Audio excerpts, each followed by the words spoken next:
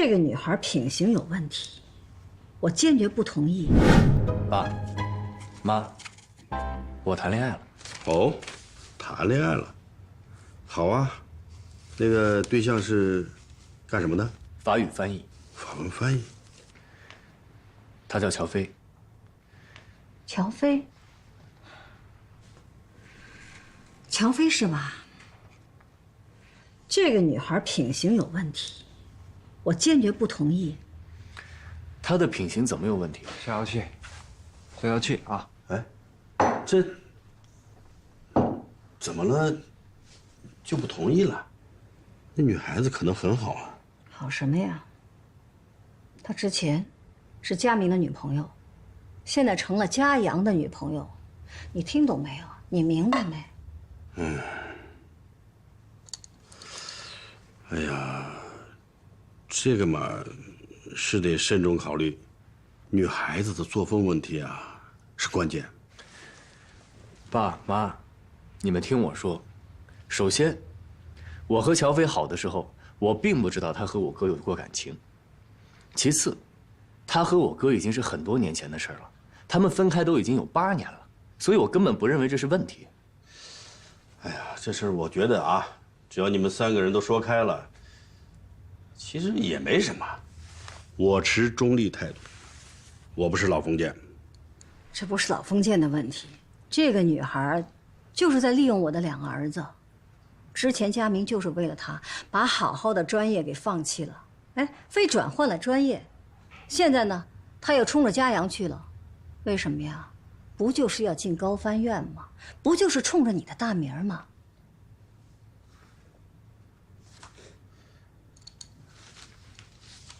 这个女孩子是哪儿的？高翻院是佳阳的实习生，刚转正。对，胡闹！你怎么能跟自己的实习生搞在一起了？我怎么就不能跟我自己的实习生谈恋爱呢？我正因为是程思远的儿子，我在工作上不能出错。难道因为我是陈思远的儿子，所有跟我谈恋爱的人，我都要问问他是不是因为是我爸吗？你可以不问，可以呀、你可以向他学习，你可以不认我。小瑶七，你好好跟他说，别急，你一急，他就光跟你生气了，我什么都听不进去。佳阳啊，不是不让你恋爱，你恋爱我高兴还来不及呢，但是你找谁，也不能找实习生。你干到现在这个位置，还有很大的上升空间。你这么年轻，不能落到这个利用职务之便，搞男女关系的名声。再说了，你们这个位置啊，存在着利益关系。你可以保证不向他输送利益，可别人会这么想吗？爸，我会很谨慎地处理这个事情，但是我不能因为我做了这个工作，我就放弃我爱的人吧。那你为对方着想了吗？啊，打从他进来就顶上一个是程家阳女朋友的名字，就是他干出再多的成绩，别人也会联想到你。我们顾不了这么多，我顶着您的名字，不也走到今天了吗？那不一样，我是你爹，你背着我这个包袱走得再远，你不能恨我。可他呢？如果你们分手呢，还要不要在一起共事啊？在一起怎么共事？要么你辞职，要么他换工作。鱼和熊掌不能兼得。我是不会放弃，必须放弃。凡事都要以工作为重。那是你的决定，不是我的决定。为什么全家人都要听你来做决定呢？我妈因为你辞职，我哥因为你改了志愿，我从小到大活着的意义就是不要给你抹黑。您是太阳，我们所有人都要围着您转，您可以发光发亮，我们必须待在黑暗里吗？哈哈，看来不止我一个人有这个想法，只是我最先说出来而已。好，要话语权，是吧？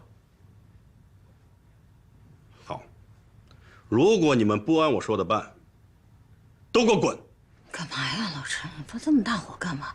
有事咱们慢慢商量。佳阳，你不对啊，您这态度，赶快道歉，给你爸道歉。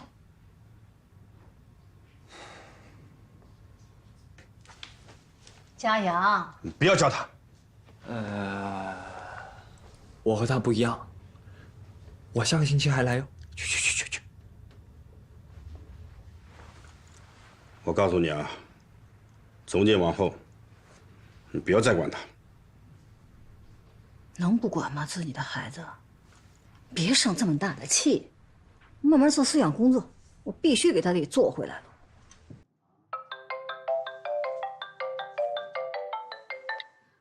喂，吃完饭了吗？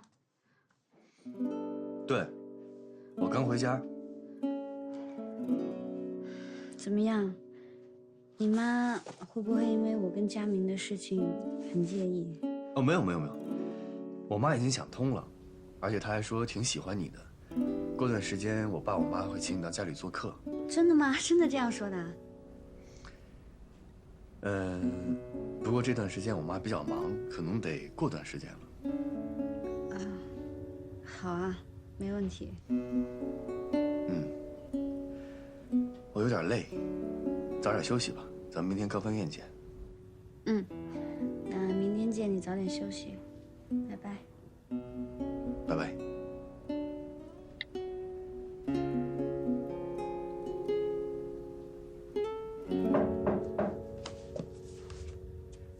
我知道你不会开门，听着就行了。程家阳为了你跟家里闹翻了啊！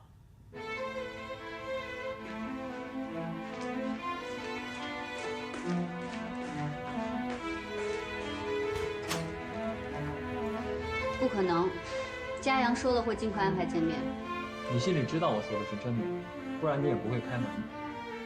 等着吧，这个见面会一直拖下去。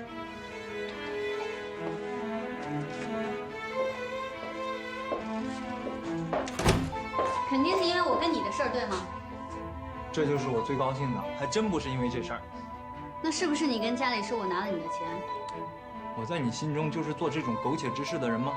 天地良心，我还劝了程家阳先不要跟家里说你俩的事儿。我为他好，那个桑晓生他不信我的，他从来就没有感受过家里的疾风骤雨。那为什么要反对我们呢？为了他的前途呗。你想想，跟自己的实习生谈恋爱，多么不光彩的事。不过你没关系，反正只要他能挣钱就行了。高佳明，你侮辱别人就是侮辱你自己。我再说一遍，我没拿你的钱，你的钱我已经还给你妈妈了。好，我错了啊，钱不重要。你知道我所做的这一切都是因为我还爱你，乔飞。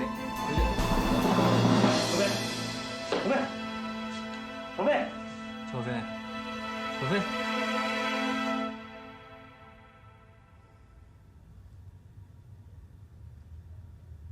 乔飞。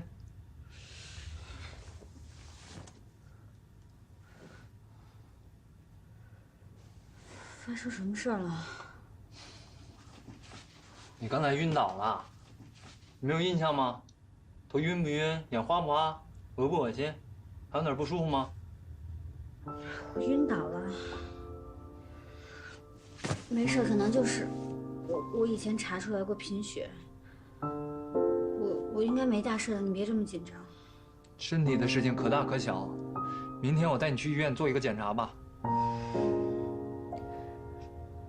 我都说了我是贫血，我没事的，我吃点补血的药就好了。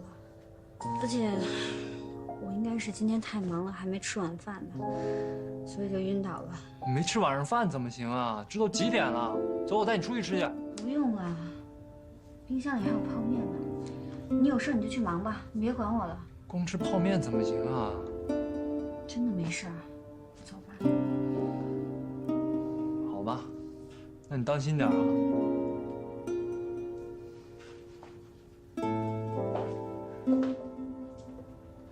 家里有红糖吗？你给自己冲杯糖水吧。如果再发现这种情况，一定要去医院检查。知道了，你放心吧。那我走了。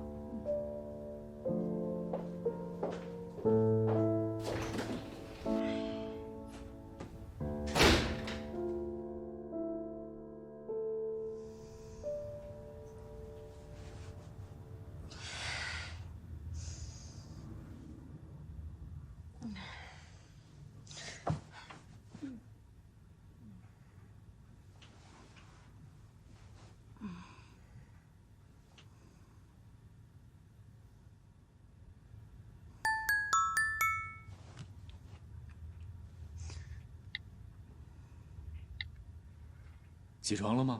我来接你上班。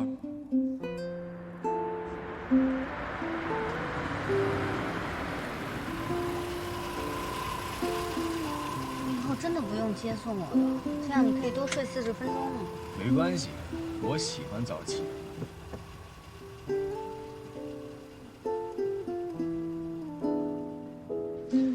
你别老跟做贼一样，行不行？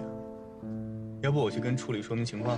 别，那我们谈恋爱很正常的事情，为什么每天要躲躲藏藏？再等等吧，再过一段时间再说吧。等到什么时候？等到你1年训练结束以后再说。到时候再看呗。你不想跟我公开恋情，有没有别的原因？你怎么会这么想呢？我还能有什么原因呢？我是觉得公开了不是对你有不好的影响吗？对我能有什么不好的影响啊？就算对我有不好的影响，我也不在乎。行，我尊重你的选择，公不公开，你说了算。赶紧上去吧，一会儿迟到了。你呢？你不是怕别人觉得你跟我走得近吗？我去绕一圈再回来呗。那我先上去。嗯。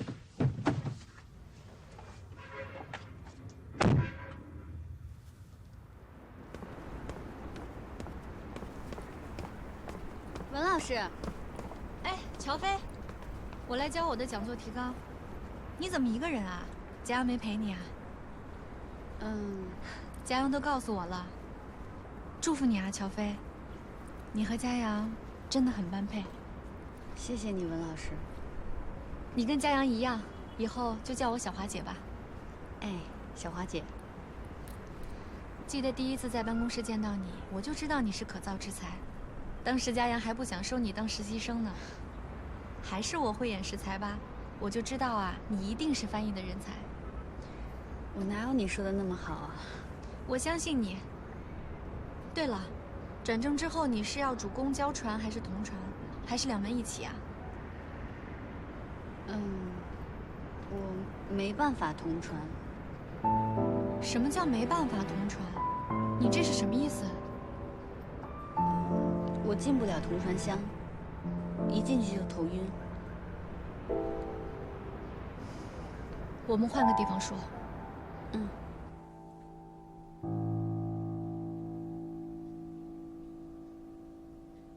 哎呦我天！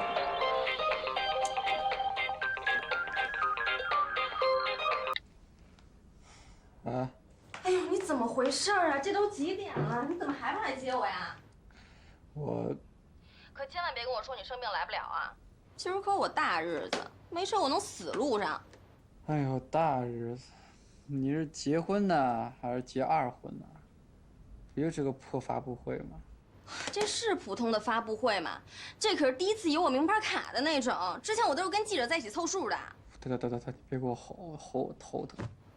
那行，我不吼了，你赶紧过来呗。好。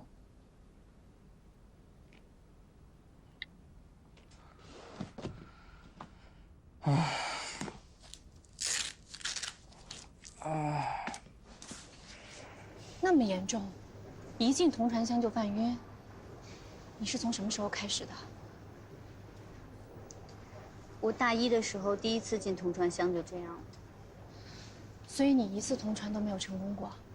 在大学的时候，同传只是选修，在高翻院的实习生也不考同传。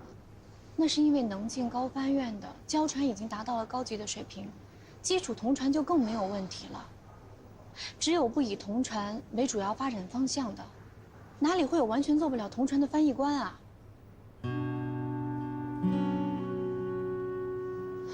乔飞，我也是替你着急，所以有点口不择言了，你不要介意。我知道你说的是实话，小华姐。佳阳也一直在安慰我，可是我觉得黑匣子已经成为我的噩梦了，我现在压力特别大。不要给自己太大的压力，有些事情我们只能选择接受，能力范围之外的，我们不能总是强迫自己去达到。你的意思是，你要轻松面对自己进不了黑匣子的事。如果这是你与生俱来的天性，你要选择坦然接受。可我还是想克服。你也一定做过努力了，可是还没有用，不是吗？我在翻译上从来没有出现过问题，我也不知道为什么这次会这样。不要强迫自己，真的，你这个障碍跟随你也不是1天2天了，那么久的时间，它已经成为你的一部分。翻译最终考验的是人的语言天赋和思辨能力。我们都知道，语言天赋是来自于每个人感性的部分，后天能够努力的部分很少很少。你可以通过练习来加强你的熟知程度，可是天性是没有办法改变的。就像有些人有密集恐惧症，或者对某些东西过敏，这是改变不了的。可是我要是不能同传的话，我就进不了高翻院了。不一定啊，让嘉阳去找主任，以嘉阳的人脉，说不定院里会网开一面呢。不过话又说回来，据我所知，高翻院从来没有发生过这种情况。翻译官不能做同传，这在高翻院一定是个天大的笑话。我就是害怕这样，所以我才一直没敢报告。我还一直在幻想，万一以后我只做交传呢？绝对不可能。发展方向主攻交传和完全做不了同传，这是2个概念。你想啊，每个翻译官代表的都是高翻院，如果传出去，高翻院的专业翻译他进不了同传箱，这是什么性质的问题？到那个时候，你所影响的可就是高翻院的声誉了。那我该怎么办呢？不要隐瞒，把真相告诉主任，不要逼自己去做能力达不到的事情，要接受自己的不完美。退一万步讲，就算留不在高翻院，你还是乔飞，爱你的人仍然爱着你，难道不是吗？再说了，还有我，还有嘉阳呢，我们可以去帮你求高翻院，让院里按照你的特殊情况给予照顾，不一定留不下来。我就是不想被特殊照顾。我理解。可是作为关心你的朋友，我必须指出，如果你不把真实情况告诉院里，从某种意义上来说，你就是欺瞒。这样不但会影响你的诚信度，包括你的导师程家阳，他也会被牵连。再说你们俩现在是恋人关系，乔飞，你要慎重。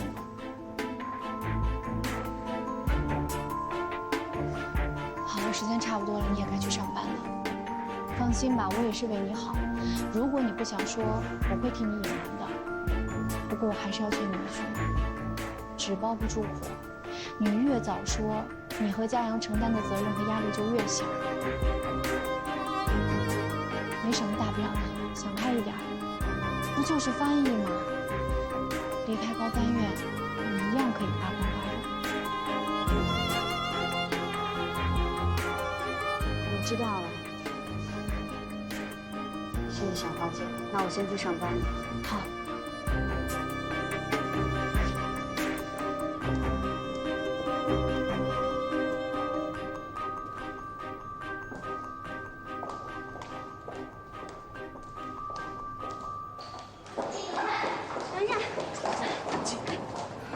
怎么来这么晚？我下。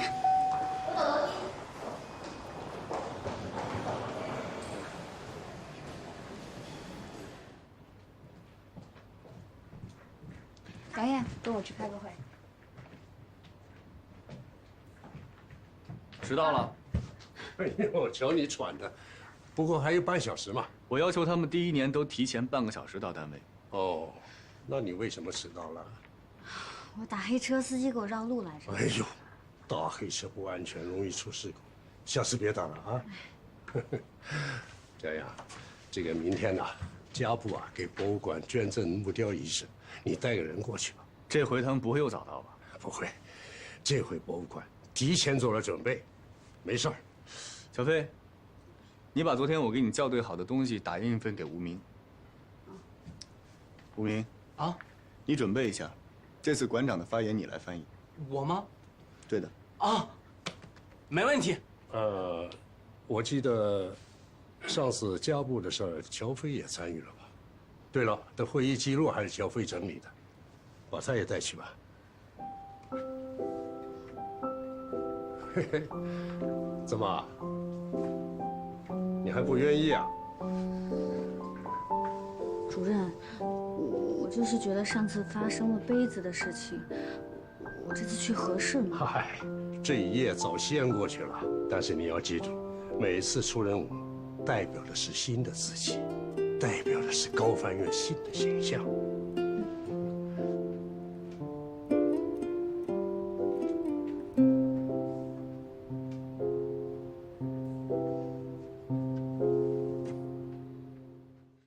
对了，咱们有什么问题可以随时沟通。不用了，昨天已经跟杨艳详细讨论过讲话稿子了，处理也审核了。对了，我跟你说，据我上次的经验来看，家部首富可能比较随性，所以他应该会有一些突发状况。高翻院不是只有你一个翻译，地球离了你也会转。主任也说了，你只是辅助我，辅助你知道什么意思吗？我是主翻，我应付得来。你别急，我不是这个意思。毕竟我上次接触过他，所以我就想提醒你。谢谢你的提醒。还有别的要说的吗？没有的话，我要看资料了。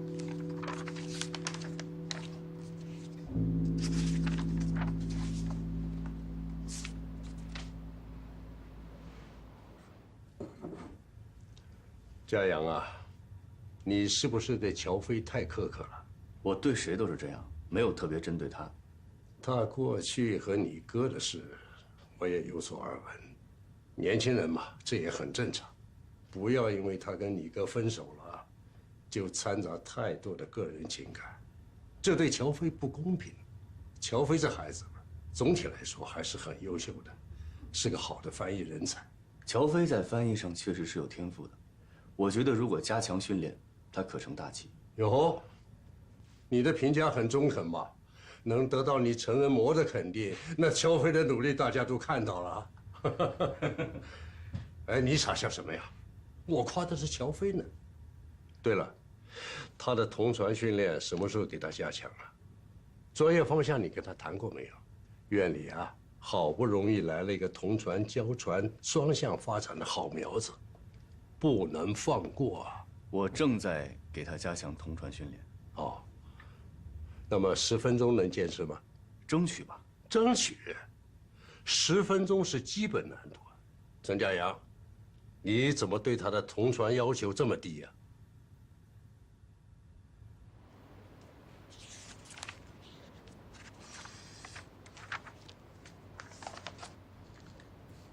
你看我这儿有2页，复印的时候叠在一起了，看不清楚。你看。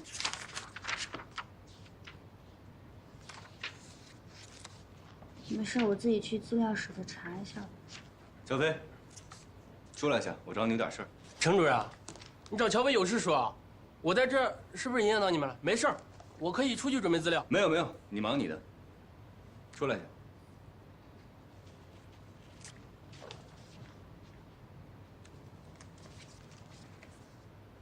吴明怎么了？跟吃了枪药一样。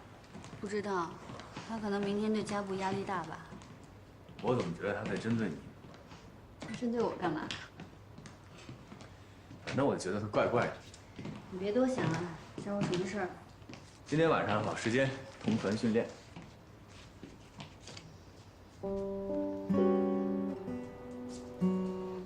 怎么了？不想训练啊？我真的不想训练了，嘉阳。你有没有想过，万一我真的克服不了同传项呢？没有万一，一定能克服。没有万一那是你，可我真的不行。怎么突然这么没有自信了？我认识的你可不是漏子儿。我是一个失败者，但我就是进不了同传项。别人行，你也行。那如果我就是克服不了呢？你怎么了？怎么变得这么没自信了？你要这样，我会很失望的。那你就失望吧。我继续去准备材料了。今天晚上7点，我在同传教室等你。能不能别这么逼我呀？我没有逼你，我是在给你鼓把劲儿。这几天咱们每天去同传巷训练，效果多好，你每天都在进步。如果现在你放松了，你放弃了，咱们不是前功尽弃了吗？不是好好的吗？怎么突然变得这么灰心了？我就觉得我受不了这种压力了。我认识的乔飞没那么脆弱，我爱的乔飞不会轻言放弃的。那可能你根本不认识我吧？可能爱错人了。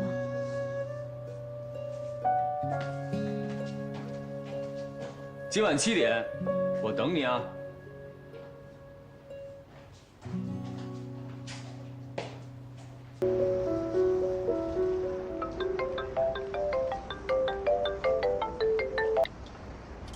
喂，佳明。你后来没有再晕吧？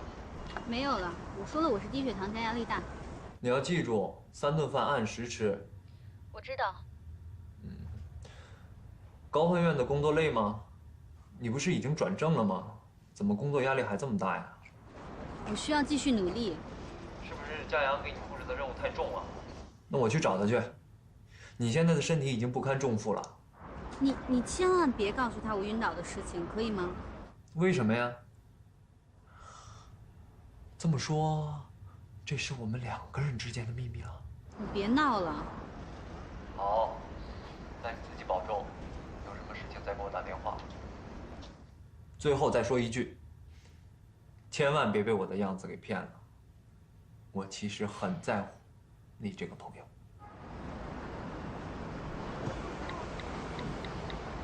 怎么不等我就下班了？我今天还有其他事儿。那我在同传间等你。我今天不想同传了。不行，你必须挑战自己。我还要为明天加布的展览做准备呢。不许找理由。你别这样了，行吗？你这样我很累。那这样吧，你可以选择不去，但是不管你去不去，我都会在同传间等你，多晚都等你。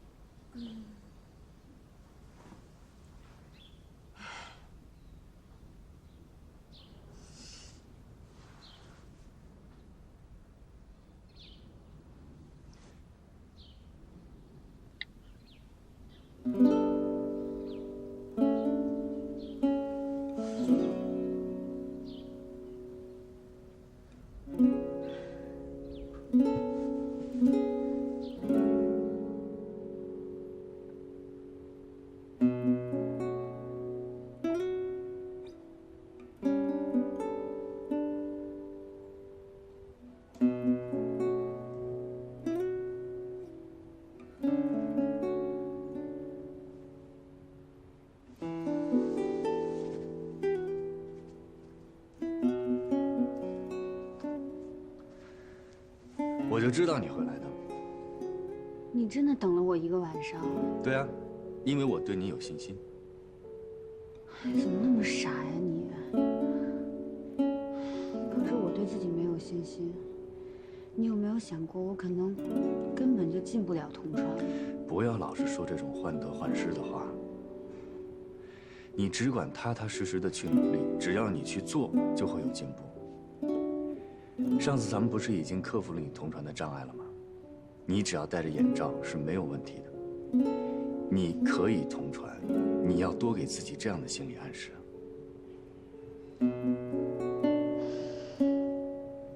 我可以同传。再说一遍。我可以同传。走，咱们去同传巷，我们一起面对，找出问题的根源。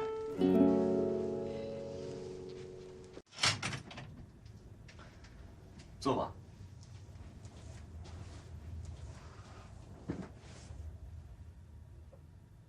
别害怕，就算前面坐满了人，你翻译你的，不要受干扰。你告诉你自己，交船的时候不是也是这么多人吗？现在只不过多了这么一个同船间而已，没什么大不了。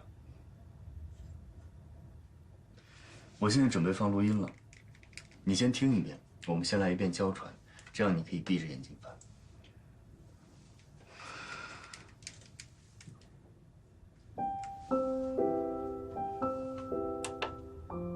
欧盟的象征标志为盟旗、盟歌、名言多元一体，以及5月9日的庆典日。Les symboles de l'Union européenne sont le drapeau européen, l'hymne européen, la devise unie dans la diversité et la journée de l'Europe le 9 mai。很好。接下来我们试着把眼睛睁开，好吗？那好，我们一步一步慢慢来。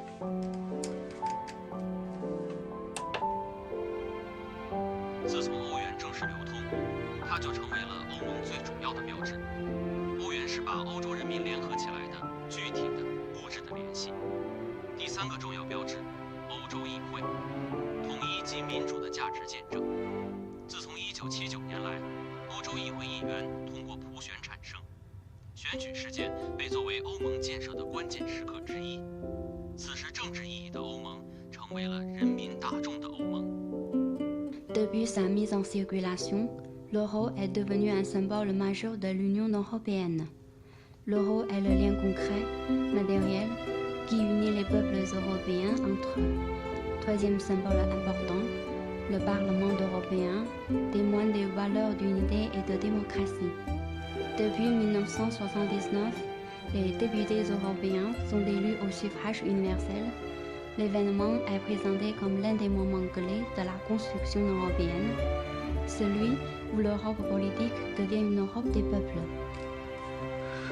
非常好。接下来，我们试着同船怎么样？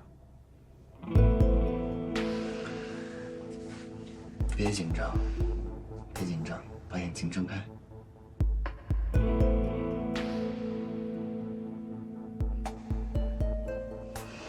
没问题的。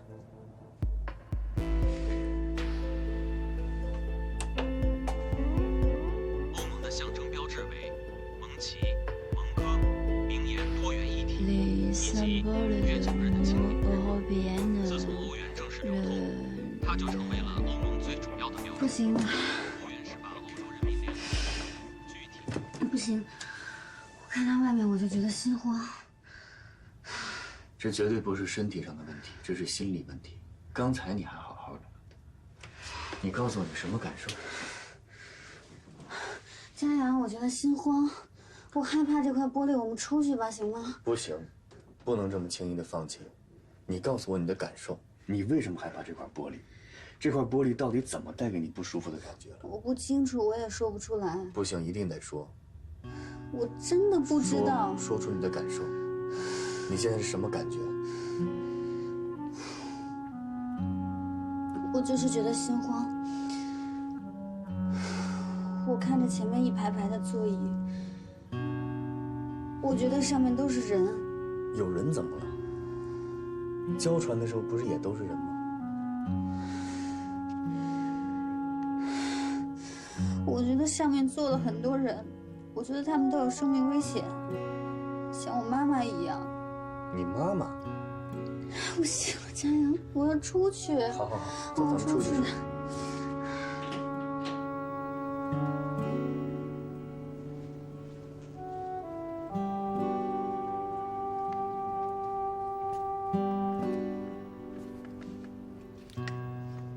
喝口水。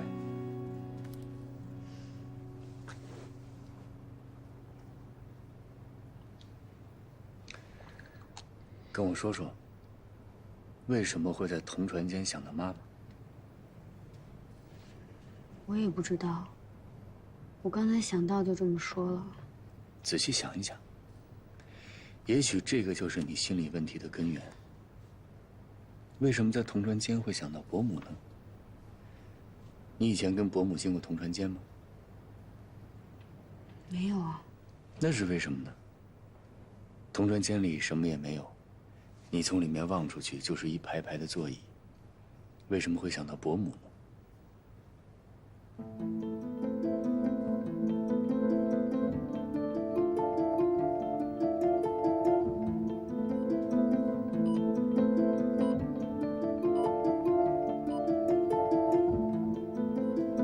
想到什么了？佳阳，我好像找到我自己害怕同船间的原因了。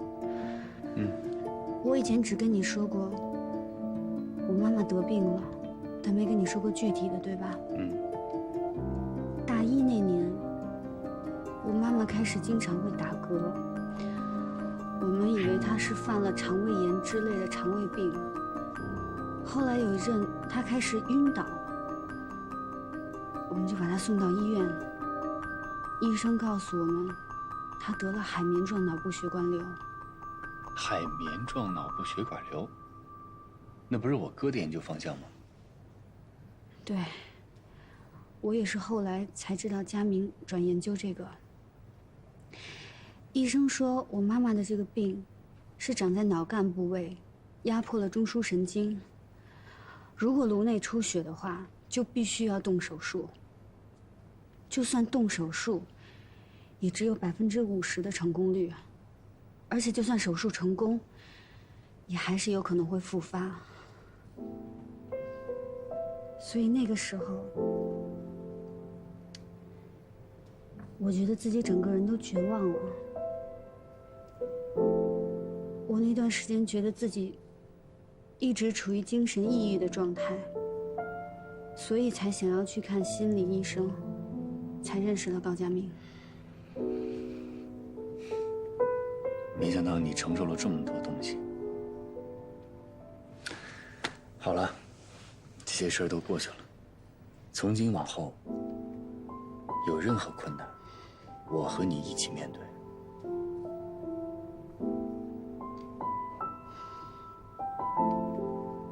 自从妈妈那个时候得了这个病，我就特别害怕医院。因为我到现在还记得，妈妈做完手术的时候，有48个小时还要待在重症监护室进行观察。我当时站在外面，隔着那层玻璃，看着我妈妈，她躺在里面一动不动，因为做手术把头发全都剃了。我真的很想去抱抱她，去摸摸她，但是因为隔着玻璃我做不到。我心里又很害怕，那段时间我觉得自己的心都被掏空了。我明白了，这个就是你心慌的由来。我大学的时候第一次进同船间，我就当时一直心慌，没办法翻译，我就一直想逃避。刚才多亏你一直强迫我待在同船间里，不然我到现在都不知道自己为什么害怕同船。这下好了，问题找到了，我们现在就想办法去解决。如果解决不了呢？如果我就是没办法进行同船呢？你看，你又来。昨天我还在担心，你这是与生俱来的天性，今天就找到问题的根源了。只要不是天性，就一定有办法克服。就像翻译一样，有的人翻译速度很快，但是准确率很低。有些人翻译速度很慢，但是准确率高。每个人都有自己的短板，但只要有意识提高自己的短板，就能增加综合素质。那你的短板是什么？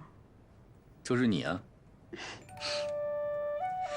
告诉你，田主任都认为你能成为一名好的翻译。我怕让你们失望。只要你不绝望，就一定有希望。太好了！看来我这一晚上没睡没有白费，我们有突破性进展。走，带你吃早餐去。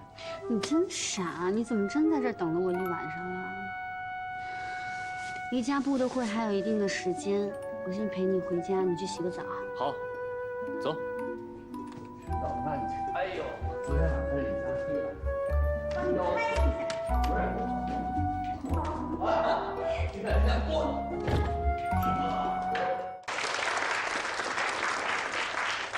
最后，欢迎王主阁下和太太的来访，对你们的慷慨和热情表示衷心的感谢。Bienvenue à vos Altesses. Je vous remercie encore une fois pour votre passion et votre générosité.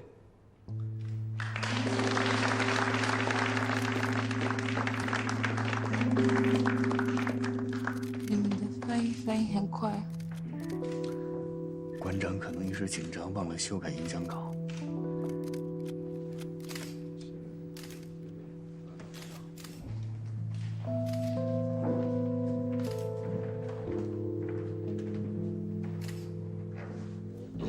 Je suis fan de la calligraphie, la culture chinoise me passionne. 我是一个书法爱好者，很喜欢中国文化。我的朋友书法家王维芳，他非常喜欢家布，今天特地写了一幅字。 Mon ami calligraphe Wang Meifang aime beaucoup le gabou. Elle a fait pour vous une calligraphie comme cadeau.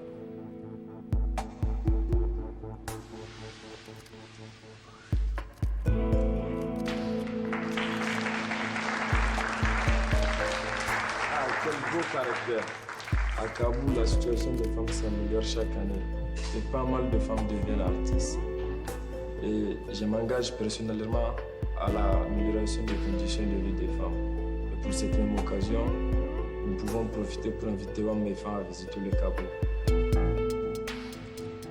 好字，在家部，女性的地位也在逐年提高，也有不少女性成为艺术家。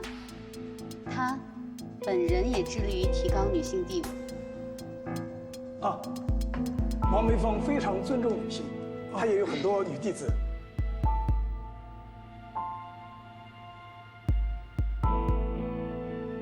Wang Meifang a aussi des femmes disciples. Il a un grand respect pour les femmes. Il paraît que mon frère va faire un discours sur l'amélioration des femmes en Afrique, basé sur votre femme calligraphe.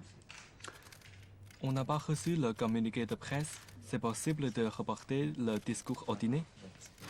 Tu le sais bien, le prince fait souvent des siennes. 台上出了点误会，王梅芳是个男的，你去跟王子解释一下。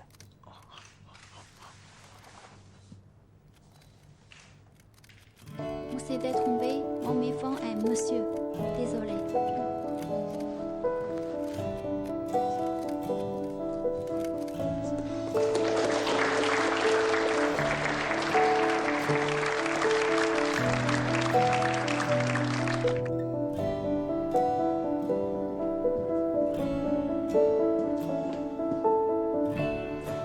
拿到了，还有多长时间？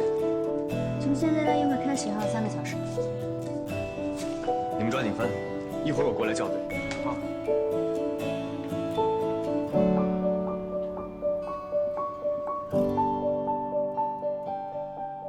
今天谢谢你啊，乔飞。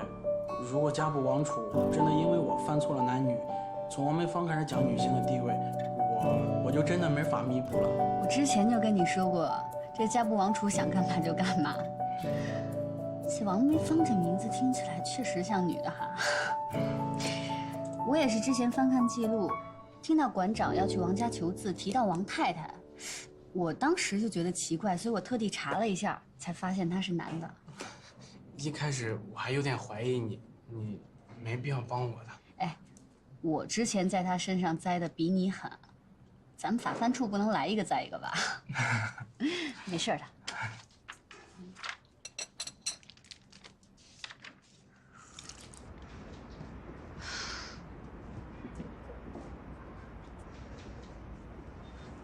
218路车是在这坐吗？你的车呢？放单位了。那你明天怎么办啊？坐公车呀，在公车上偶遇，应该不会有人说闲话。你不用这样吧？今天翻译表现不错。饿了吧？我让礼宾部的同事给咱俩留盒饭了，你也没吃。去我家吃吧，我们家还有速冻面。 累了一天还吃速冻食品，多可怜！你来我们家，我给你做。别做了，多麻烦呀！我冰箱里还有寿司。那不还是速冻？不是速冻的，我做的。哟，你还会做寿司呢？那是，会做的多着呢。你还会做什么呀？你想吃什么？广东菜、粤菜啊，不是广东菜就是粤菜啊。川菜。行。日本阿姨，下班前请帮我从楼下日料店打包2人份寿司，还有天妇罗。我半个小时以后到，东西放下你就可以走了。谢谢。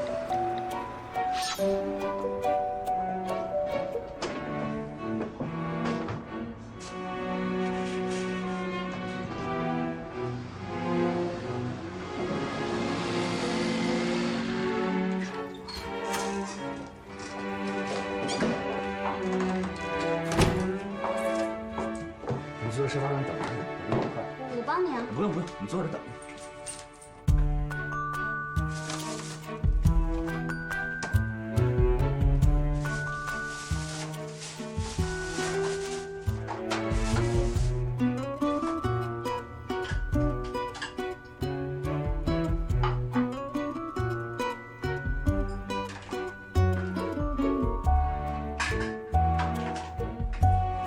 久等久等，饿了吗？简单营养又健康。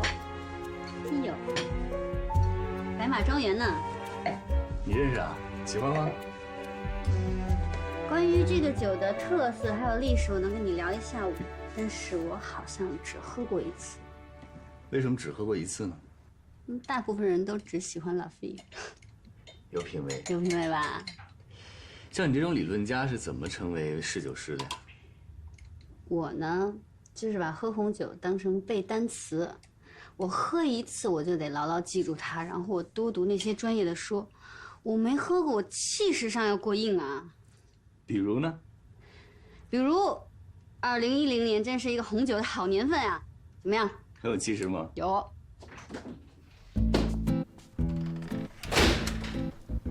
哎呀，刚刚好，刚刚好。店里的人说啊，天妇罗凉了就不好吃了。我把寿司先拿上来，又下去买了这个。你们先吃，我就先走了啊。不懂理论也可以做寿司哈。阿姨，稍等一下。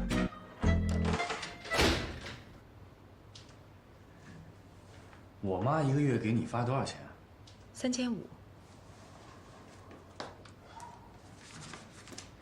这是4000，你这个月的工资，多的500是因为你照顾了我哥。应该的，应该的。你妈请我就是一天做3顿饭，到哪都是做嘛。还有就是明天你就不用来我这儿了，你就把我哥的手照顾到他康复为止，工资从我这里。就是不从你妈那领工资了，对吧？对。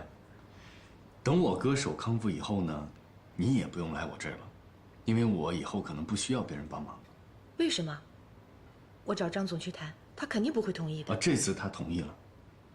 是不是我做的饭菜不合口味？没有没有，不是您的问题，是我的问题。我工作出现了一些变动，我可能要出国。你真的要出国啊？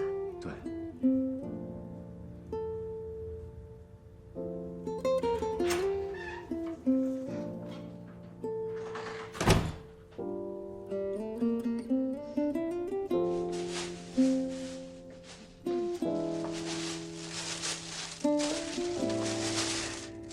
是吧？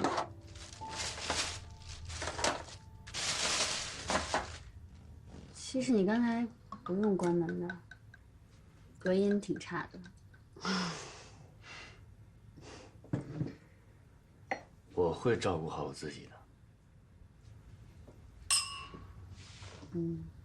我知道你能照顾好自己，你自己在瑞士生活那么久，肯定可以。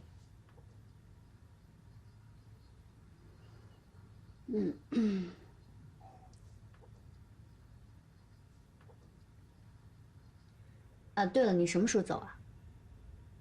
去哪儿啊？外派。嗨，我那么说是为了让那个阿姨心里舒服一点。我不走。你是为了我在跟家里闹别扭吗？你又胡思乱想，是不是我哥又跟你说什么了？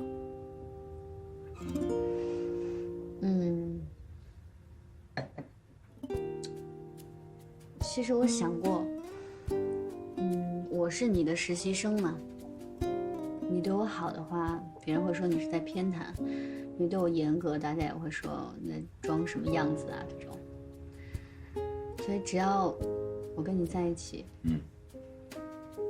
我们的关系就会成为你事业上的污点。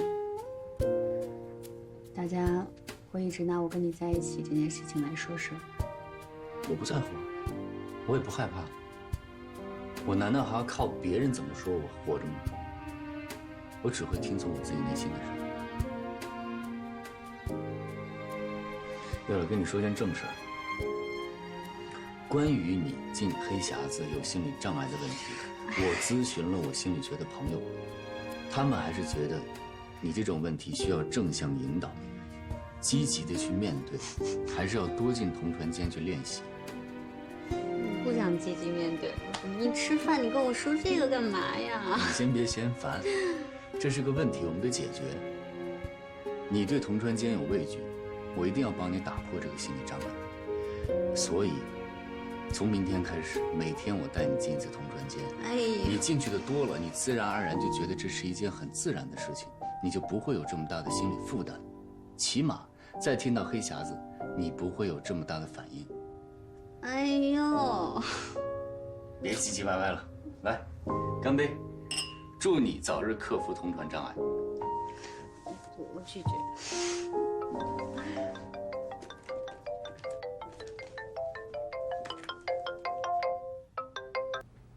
哎，乔飞啊，我是张医生，你不是让我有事直接跟你联系吗？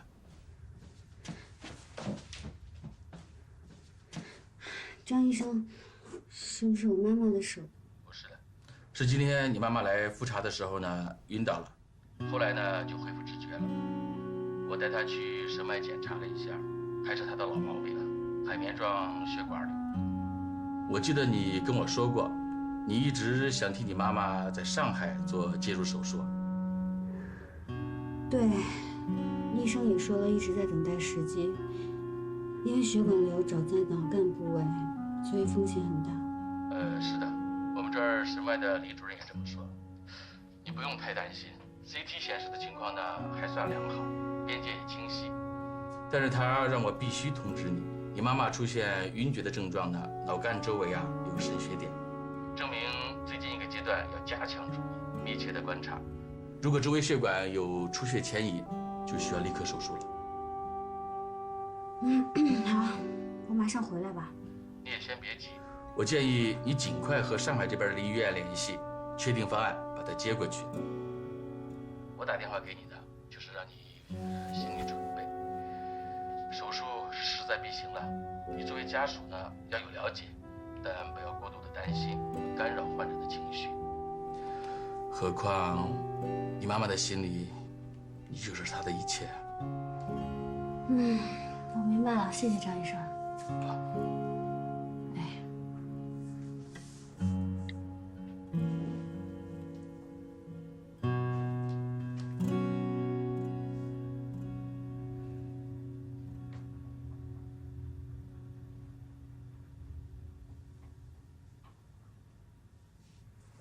伯母有事儿，还瞒我，隔音不好，你忘了？出什么事儿了？没事儿，不想连累你。我起码可以帮你们联系莫雷，帮你们找医生。你知道吗？我妈妈的病，不是说轻易找一个医生，筹集到了手术费就可以去做手术了。以她的年纪，还有她的病情，要做介入式手术，必须要有最大的把握。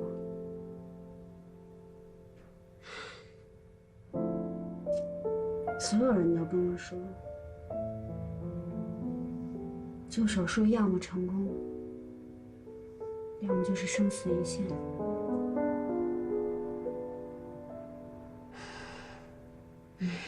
你放心吧，这些经济上的还有心理上的压力，我自己扛得住，我不会拖累你的。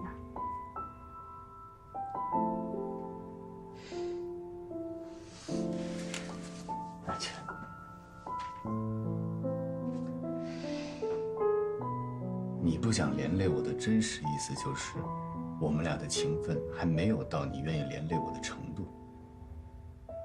这么见外的话，以后不许说了。你的事儿就是我的事儿，你愿意连累我，我很高兴。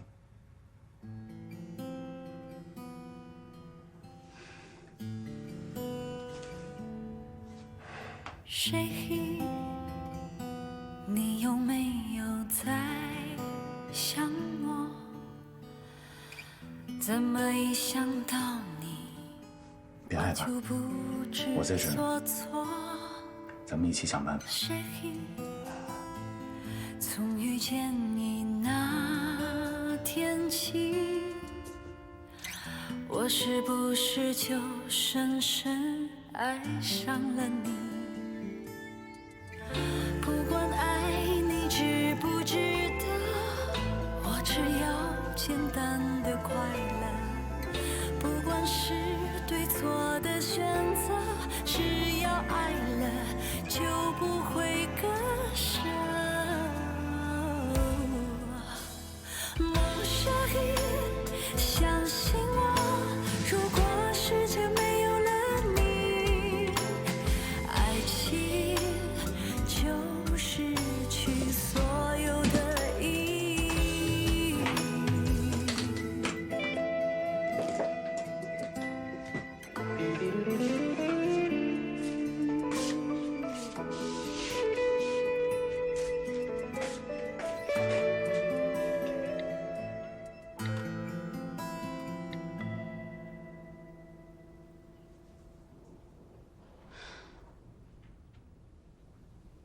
你先别急，乔飞。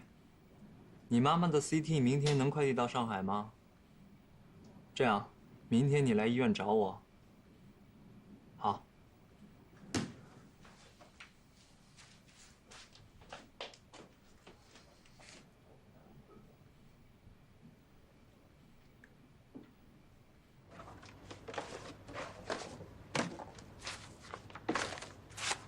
你好，佳阳，找什么呢？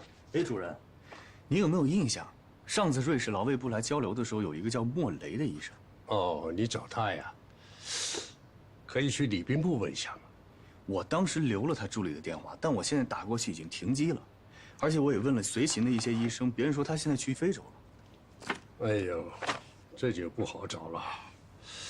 要不你月底去瑞士的时候，可以直接到他医院去问问嘛。月底？对，去瑞士，时间定下来，15天以后你出发。这么快？还快呀！你都等了几年了。这段时间你可以请假，把家里该安排的安排一下。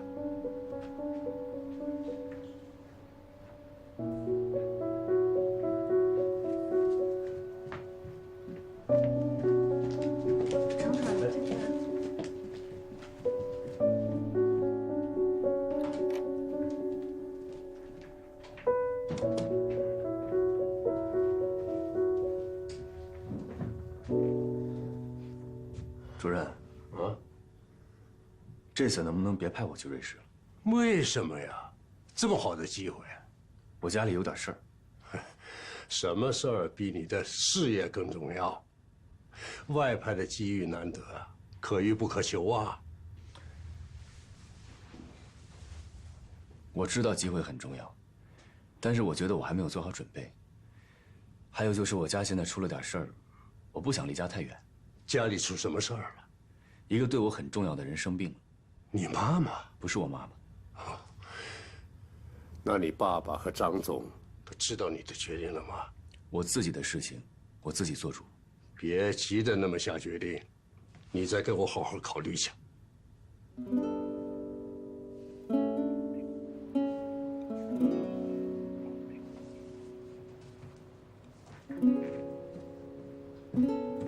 看什么呢？这么入迷？非洲的君主制。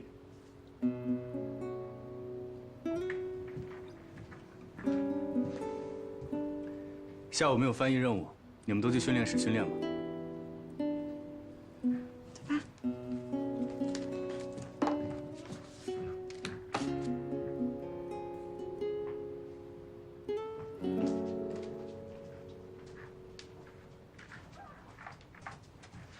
老田啊，我很好，哎，老程他也很好啊，我们家人都很好，你什么意思呀？啊，盼着我们家谁得点病啊？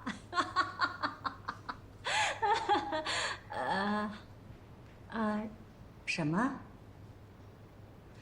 嘉阳不去外派？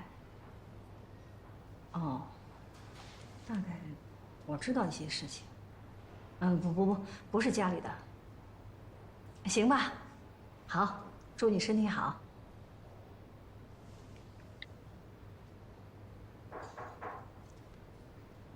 进来。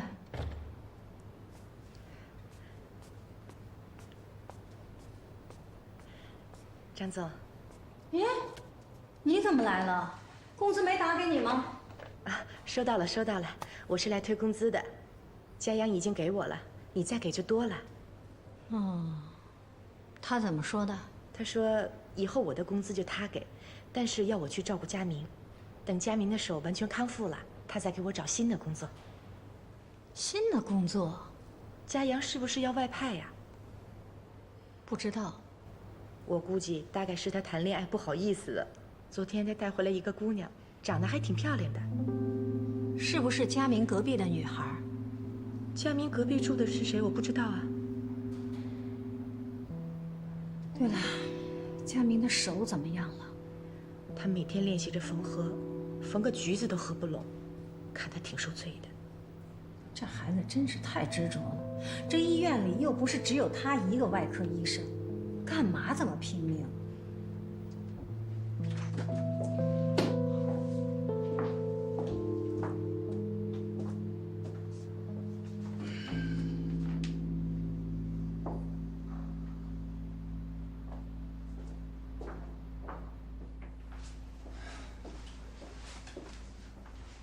呀，不让你休息吗？在家待着不踏实。哟，你呀，让你做2台手术啊，你什么就踏实了。走。我这次来找您啊，就想跟您说这件事儿。我的手恢复的不是很好。那天的手术不是很成功吗？手术的时候吧，可能太专心了，觉得没什么，手术完就不行了。哦，这样，我安排医院的专家给你会诊一下。哎，主任，我想再观察一段时间，毕竟我这伤啊刚好，而且我暂时还不想让别人知道。啊，我明白。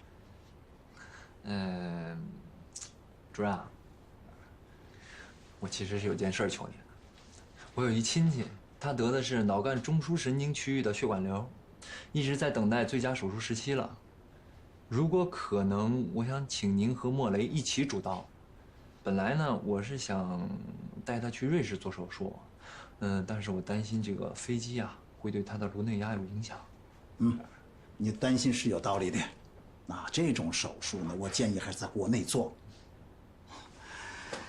现在啊，我们国家的医学水平，尤其是临床，那在世界上啊是属于领先的。至于这个主刀医生啊，你也知道，我有一段时间没做过介入手术了。做这种手术啊，最重要的是配合。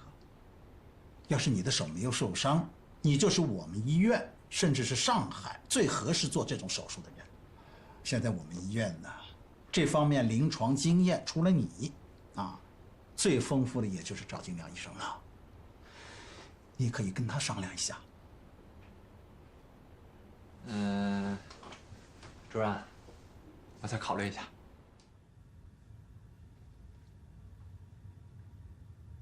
你漏了一句啊！还真是。不像你啊，心不在焉的。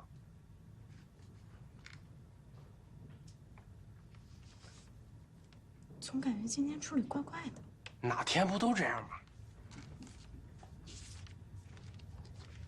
我去趟厕所啊。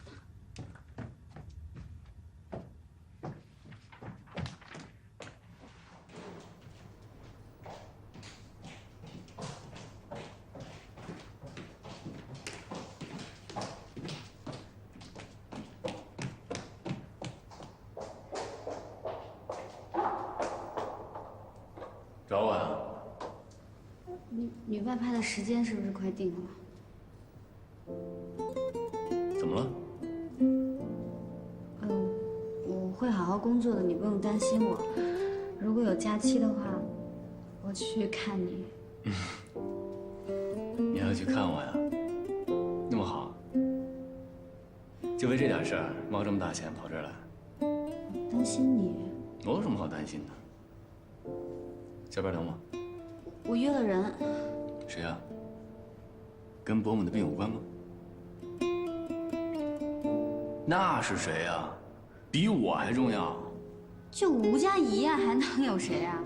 我跟他早就约好了。那你们在哪儿？我去接你。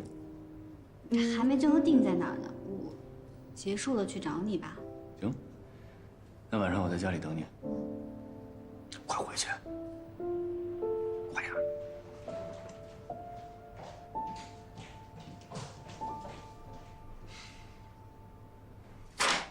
这个呀，就是肾血点，有明显的造影。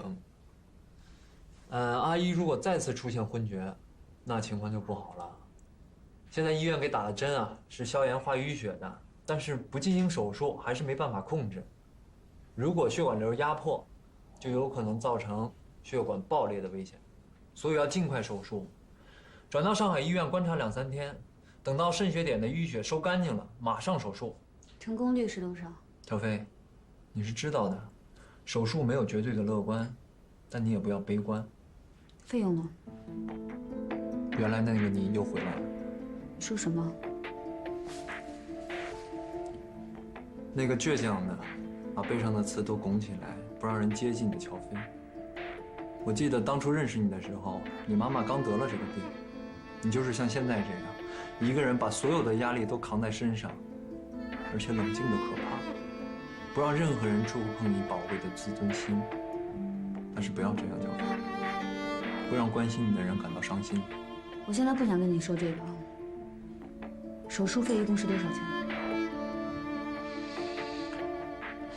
最起码25万吧，开颅手术费7万多，还不算请外国专家的。术后恢复高压氧要10万，头骨修复要8万，这些都是一般材料，还不算进口。25万。钱的问题你不用担心，我可以帮你。不用，钱的事情我会自己想办法。那让程家阳帮你，他是你男朋友，名正言顺，他不处理谁处理？我给他打电话。哎，你别。明白了。你没告诉他你来我这儿吧？看来，这是我们之间的秘密。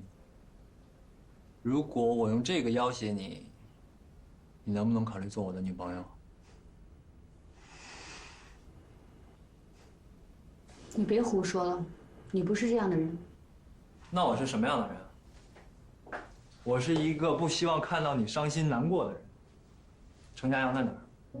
他为什么不帮你分担？他是你男朋友，他不该让你一个人承受这个。佳阳马上要被外派到瑞士去了，我现在不想跟他说这个，我不想打扰他。打扰？是你的意思还是他的？这个你就别管了。请你密切帮我留意着给我妈妈做手术的医生，医药费我会自己想办法。乔飞，你知道的，只要你开口，我愿意帮你，什么我都愿意做。佳明，你也知道我的，佳阳是我男朋友，我都不想拖累他。你这种性格的，有的人会认为你太替别人着想，有的人呢，又觉得你太爱逞强。你知道我怎么看吗？随便你怎么看。我觉得你两者都有，一方面你太善良，又太爱替别人着想；另一方面你又太固执，太爱逞强。没事儿，就算程家阳靠不住，我总在身边吧。有什么我可以帮你的，尽管告诉我。